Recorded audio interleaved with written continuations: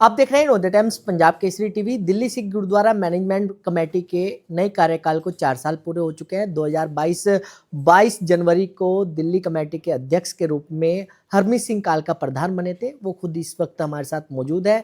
कालका साहब, पहले तो 4 साल होने पर आपको बधाई। बहुत बहुत धन्यवाद। कालका साहब, 4 साल का कार्यकाल की अगर बात करें तो किस तरीके का रहा आपका?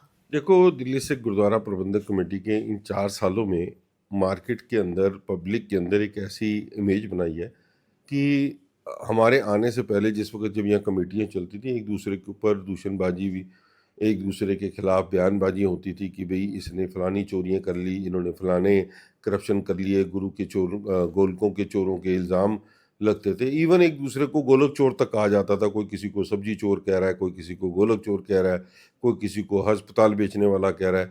तो इन 4 सालों में कोई ऐसा काम नहीं हुआ कि गुरुद्वारा कमेटी के अक्स के ऊपर कोई बात आई हो।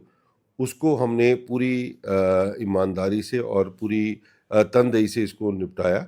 और सबसे बड़ी बात कि हमने जो पारदर्शिता रखी है, अकाउंट्स की पारदर्शिता है, क्योंकि हमारे यहाँ की ऑडिटिंग, हमारे यहाँ के अकाउंट सारे जो है हमारे सिख फोरम के जो प्रेसिडेंट हैं सरदार RS आहूजा जी, उनके सुपुर्द कर रखी है। हमारी जो गोलकियाँ हैं वो फेसबुकों के ऊपर लाइव दिखाई जाती हैं। हमारे यहाँ पर कैश का आदान प्रदान बंद कर दिया गया है, सिर्फ 10,000 से ऊपर की लिमिट नहीं रखी, जो हमारे से पहले लाखों की, क्या करोड़ों रुपये यहाँ से कैश निकलता होता था। सो ये ट्रांसपेरेंसी का काम किया।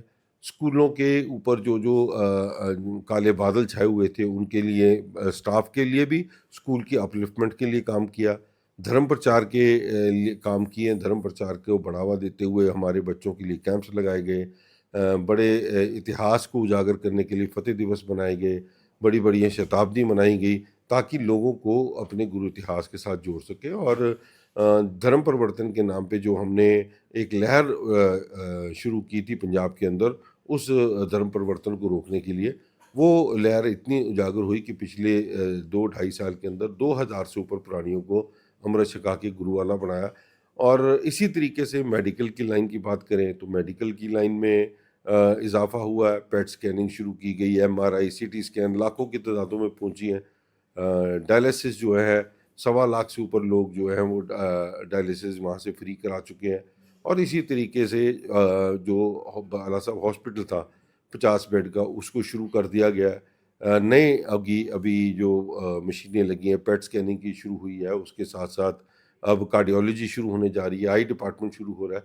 सो चाहे वो एजुकेशन की लाइन हो, चाहे वो मेडिकल की लाइन हो, चाहे वो धर्म प्रचार की लाइन हो, और मानवता की सेवा की बात करें तो जब कोई पंजाब में बाढ़ों से प्रभावित जो इलाके थे उन पे जाके सेवा करें।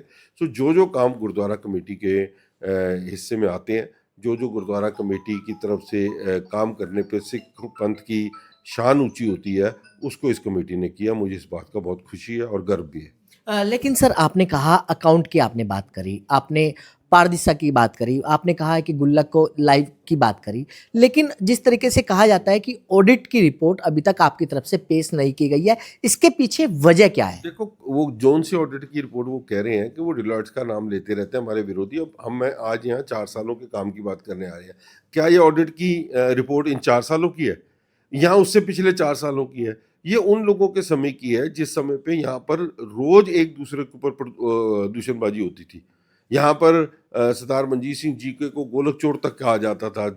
जीके साहब किसी को सब्जी चोर कहते थे, किसी को गुरु तेग बहादुर साहब की मिट्टी बेचने वाला कहते थे। इन लोगों के समय की ये रिपोर्ट है। इस रिपोर्ट का इन 4 साल के कार्यकाल में कोई वो नहीं है। और जिस दिन हमें कोई, हमसे कोई संगत की तरफ से कोई मांग करेगा, हम उसको जनतक करा देंगे, क्योंकि हम ये चोर-चोर के खेल से इस कमेटी को बाहर निकालना चाहते थे। क्योंकि कमेटी का और इस सिस्टम का, जो इंस्टीट्यूट का जो अप्स डाउन होता है इन चीज़ों के लिए, अगर मैं आज वो रिपोर्ट सामने लगाता हूँ तो उस समय की फिर चोरियों की बातें शुरू होंगी, जो हम नहीं चाहते, कि जिससे लोग अपनी TRP बढ़ाने के लिए, अपनी चैनल्स की व्यूअरशिप बनाने के लिए, इनको आगे बढ़ाने के लिए बात करें। ऐसा कोई हम नहीं चाहते। हम चाहते हैं कि गुरुद्वारा कमेटी की एक इमेज है वो पब्लिक में बिल्ट हो। और मुझे लगता है कि इस चोर-चोर के खेल के बाहर से निकल के इस कमेटी ने बहुत बड़ी एक इमेज बनाई है। लेकिन कलका साहब, आपने कहा है कि एक अलग इमेज बनाई है। इस 4 साल की कार्यकाल की ऑडिट रिपोर्ट नहीं है। लेकिन अगर वो जनतक की जाती है तो पूरी चीज़ें क्लियर होंगी ना कि कौन किसने क्या कब नुकसान किया है? देखो, मेरे को ये नहीं समझ आ रही कि मैं कोई पेपर देने जाता हूँ, वो मैथ्स का पेपर है तो मैं मैथ्स की टीचर के हाथ में पकड़ाऊंगा, ना कि उसकी फिजिक्स की टीचर के हाथ में पकड़ाऊंगा। अरे उसको जिसने देखना वो यहाँ के देख ले, मुझे क्या जरूरत पड़ी है उसके ऊपर जनतक करके लोगों की इसके ऊपर व्यूज लेने की, क्योंकि वो लोगों की तो है नहीं।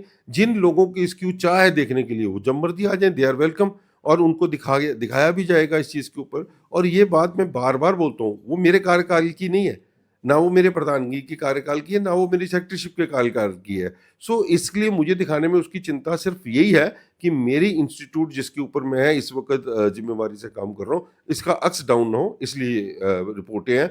जनतक ऐसे नहीं की जा सकती, जिसने देखनी है गुरुद्वारा कमेटी आके देख सकती है। हमसे जुड़े रहने के लिए हमारे YouTube चैनल को सब्सक्राइब करें और नई वीडियो की नोटिफिकेशन के लिए बेल आइकॉन को दबाएं।